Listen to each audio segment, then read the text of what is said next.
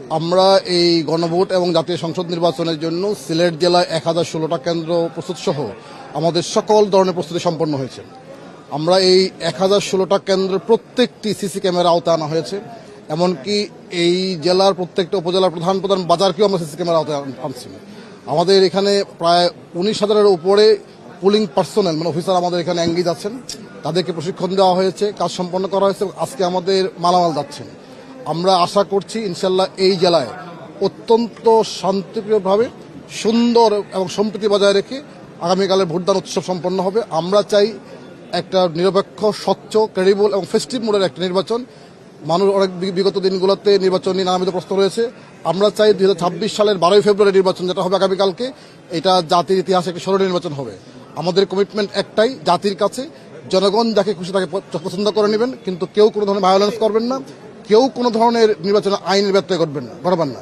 যদি কেউ কোনো ধরনের ব্যত্যয় ঘটানোর চেষ্টা করে তাহলে তাদের বিরুদ্ধে আইনগত সর্বোচ্চ ব্যবস্থা আমরা নেব। আমরা কমিটেড যে কোনো মূল্য জাতিকে একটি সুন্দর নির্বাচন উপহার দেওয়ার জন্য। গুরুত্বপূর্ণ কেন্দ্র কতটি আছে?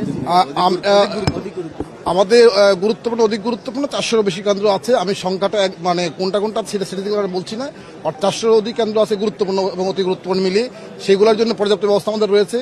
আমাদের এখানে সেনাবাহিনী, বিজিবি, র্যাব, পুলিশ এবং আনসার সহ বিপুল সংখ্যক আমাদের ফোর্স কিন্তু মোতায়েন করা হয়েছে। অতীতের কোনো নির্বাচনে এত সংখ্যক ফোর্স নির্বাচন এঙ্গেজ করা হয় না। এবার সর্বোচ্চ সংখ্যক ফোর্স এঙ্গেজ করা হয়েছে। একই সাথে ড্রোন ক্যামেরা থাকবে আমাদের, যাতে কেন্দ্রগুলোকে দেখা যায়, মনিটরিং করা যায়। আমাদের এখানে 47 জন আমাদের নির্বাহী ম্যাজিস্ট্রেট রয়েছেন। 6টা আসনের জন্য ইলেকট্রাল ইনকোয়ারি কমিটি রয়েছে আমাদের জুডিশিয়াল অফিসারদের সামনে, এবং জুডিশিয়াল ম্যাজিস্ট্রেট রয়েছেন। তাছাড়া আমাদের সুপারভাইজারি মনিটরিং টিম রয়েছে। আমরা আশা করছি, এবং আমাদের রিজার্ভ ফোর্স রয়েছে।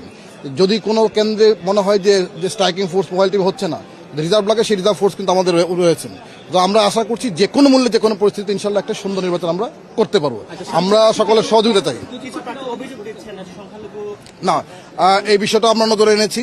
সেটা হলো যে আমরা সংখ্যালঘু নেতৃবৃন্দকে নিয়ে আমরা বসেছিলাম যে স্পেসিফিক কোনো জায়গাতে কোনো ধরনের সমস্যা